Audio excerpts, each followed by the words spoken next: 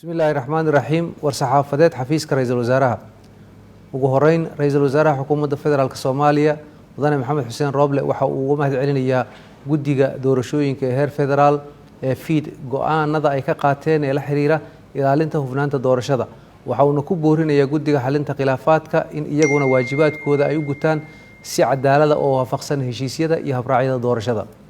ra'iisul wasaaraha xukuumadda federaalka Soomaaliya isaga oo gudanaya mas'uuliyadda ka saaran in doorashooyinka ka socda dalka ay noqdaan kuwa daahfuran lagu kalsoonaan karo kuna qabsooma waqtiga loo qorsheeyay waxa uu la wadaagayaa bulshada Soomaaliyeed sida ay uga go'an tahay ka jawaabista tabashooyinka la xiriira daahfurnaan la'aanta doorashada ee ka soo yeeray daneeyayaasha doorashooyinka oo ay ku jiraan golaha midowga musharaxiinta bulshada rayidka ah iyo beesha caalamka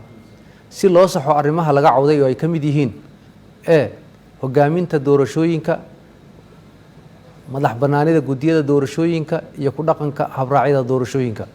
ra'iisul wasaaruhu waxa uu cadeynayaa in mas'uuliyadda hogaaminta siyaasadeed ee doorashooyinku ay leeyihiin golaha wadatashiga qaranka ee isagu uu hogaamiyo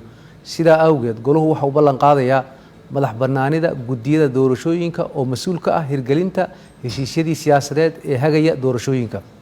ra'iisul wasaaraha sidoo kale waxa uu xaqiijinayaa in ay waajib ku tahay xubnaha golaha wadatashiga qaranka guddiyada maamulka doorashooyinka iyo daneeyayaasha doorashooyinkuba inay u hoggaansamaan ku dhaqanka heshiisyada iyo habraacyada hirgelinta doorashooyinka isla markaana aan la aqbali doonin ficil kasta oo baalmarsan ku dhaqankooda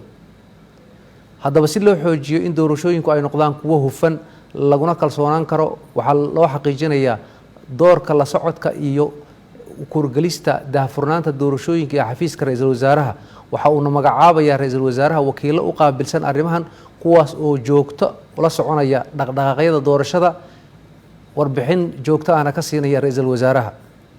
si waafaqsan heshiiskii doorashooyinka 17kii Sebtembar 2020 iyo heshiiskii 27kii May 2021 iyo habraacyadii doorashooyinka ee 1dii bishii tobnaad 2020 iyo 24kii bishii 8aad 2021 isla markaana laga faa'iideysanayo khibradda laga helay qaladaadkii keenay cabashooyinka ka yimid qaar ka mid ah kuraasta baarlamaanka ee la qabtay ra'iisul wasaaruhu waxa uu farayaa guddiyada maamulka doorashooyinku in ay qaadaan tallaabooyinka soo socda ka hor inta aan la qaban kursi kasta oo golaha shacabka waa in la caddeeyo la diiwaan geliyo lana shaaciyo magacyada xubnaha guddiga iyo xulista ergooyinka ee ka kooban duubabka caaqilada bulshada rayidka ah iyo beelaha jufooyinka ee kursiga iska leh guddiga doorashooyinka heer dowlad goboleed ee SID waa in ay la wadaagaan guddiga doorashooyinka ee heer federaal guddiga xalinta khilaafaadka iyo wakiilada ka socda arrimaha doorashooyinka iyo xafiiska ra'iisul wasaaraha xubnaha guddiga xulista ergada ka hor inta aan la diiwaan gelin lana shaacinin soo xulista ergada waxaa si buuxda oo u madax bannaan duubabka ama caaqilada bulshada rayidka ah ee jufada iskale kursiga lagumana faragelin karo ka hor inta aan la gelin doorashada kursi kasta waa in la tababaraa guddiyada xulista doorashada ergooyinka si doorashada iyo howlahoodu ay ugu fulaan si waafaqsan shuruudihii iyo habraacyadii doorashooyinka waa in doorashada kursi kasta ay goobjoogayaal ka yihiin guddiga soo xulay ergada doorashada galaysa warbaahinta madaxa bannaan iyo goobjoogayaal madaxa bannaan si markhaati loogu noqdo hufnaanta iyo daahfurnaanta doorashada kursi kasta guddiyada maamulka doorashooyinka ee heer federaal heer dowlad goboleed iyo xalinta khilaafaadka waa inay si buuxda u hubiyaan in musharaxiinta u tartamaya kuraasta baarlamaanka guddiyada xulista ergooyinka iyo ergooyinka loo soo xulay inay buuxiyaan shuruudaha loo dejiyay ee ku xusan heshiisyada iyo habraacyadii lagu heshiiyey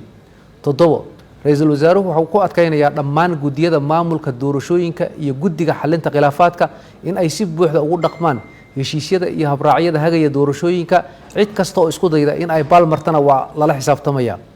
si loo ilaaliyo wada shaqaynta guddiyada doorashooyinka ra'iisul wasaaruhu waxa uu ku wargelinaya dhammaan guddiyada doorashooyinka heerarkooda kala duwan in ay ilaaliyaan nidaamka iyo kala dambeynta kuna dhaqmaan heshiisyada iyo habraacyada doorashada ee degsan ugu dambeyn guddiga maamulka doorashooyinka iyo madaxda dowladaha xubnaha ka ah dowladda federaalka waxaa lagu adkeynayaa inay ilaaliyaan qoondada haweenka ee doorashada golaha shacabka ee deegaan doorashooyinkooda wabillahi tawfiiq